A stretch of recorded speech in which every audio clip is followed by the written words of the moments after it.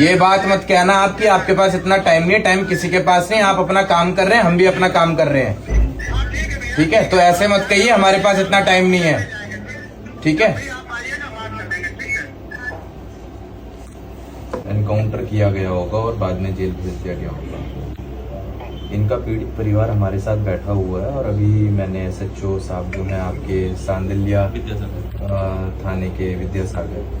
उनको भी कॉल किया। तो जो उनका लहजा था कि मैं अभी कार्यक्रम में हूँ, बैठकर बात करेंगे, मेरे पास समय नहीं है, ये है,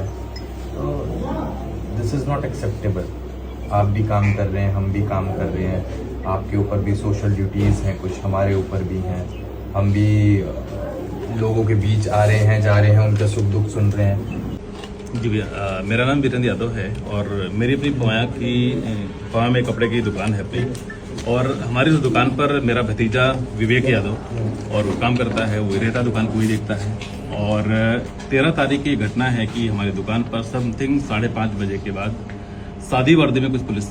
थी और आकर के उस विवेक को दुकान से उठा लेते हैं। और विवेक के पूछने पर बोलते हैं आप लोग कौन, वो पूछता है तो वो अपना इंट्रोडक्शन नहीं देते हैं, परिचय देते हैं और अब शब्दों के साथ साथ में उस बच्चे को वहाँ से उठा लेते हैं। उठा करके जब दुकान से ले जाकर के गाड़ी में बैठा लेते चले जाते हैं और उस बीच में कार में वो विवेक अपना बातचीत करता होगा तो बोलता है कि क्या कसूर है मेरा, क्यों मुझे लेके जा रहे हो, मैं यहीं पर दुकान में हूँ, नहीं मानते तो मेरे कैमरे में मेरा रिकॉर्ड है, देख लो, कैमरे दुकान में मेरे लगे हैं। तो उस बीच में पुलिस वाले तुरंत गाड़ी वहाँ से रोकते हैं, वापस आकर के 2 पुलिस वाले वहाँ से वापस आते हैं, कैमरे का DVR, ये कैमरा भी तोड़ते हैं और साथ साथ में जो कुछ कैश था वो सारे कैश के साथ 1 लाख रुपये प्लस का लेकर के वहाँ से वापस चले जाते हैं। हमको पता चलता है कि स्टेट पुलिस वाले हैं, हम जाते हैं थाना अतरौली, तकरीबन वहाँ पर 2 घंटे तक हम बातचीत करते हैं, इधर से कहीं कोई सुराग नहीं मिलता, कोई हमको पता भी नहीं दिया जाता है कि यहाँ पर कुछ ऐसा है। वहाँ के SO साहब से भी मैंने बातचीत किया तो उन्होंने भी कहा भैया हमारे यहाँ से कोई घटना नहीं है, हमारे यहाँ से कोई भी स्टाफ का वहाँ नहीं गया है, आप देखिए। फिर उसके बाद में हम अगले दिन आते हैं और हाँ रात में उसी दिन मैं तकरीबन 13 तारीख को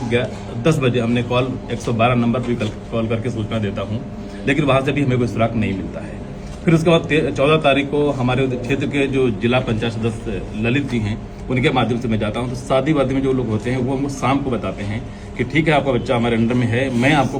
15 तारीख को 11 बजे दोपहर में मुलाकात करा सकता हूं, अगर मिलना चाहते हैं तो आप आइए। तो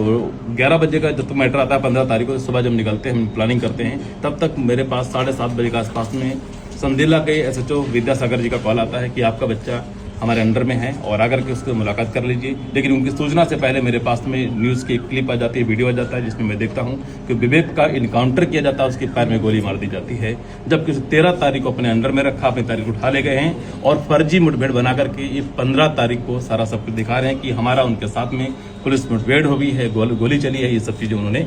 उसमें दर्शाया है इस प्रकार से। और हमारे पास में CCTV फुटेज भी हैं, उसके बाद में बहुत सारे पूरी मार्केट के आसपास के सब गवाह हैं और ये सब होने के साथ साथ में इस तरह घटना हमारे साथ हुई है। मैं वही चाहता हूँ कि हमारे इस बच्चे के साथ में इसका न्याय होना चाहिए।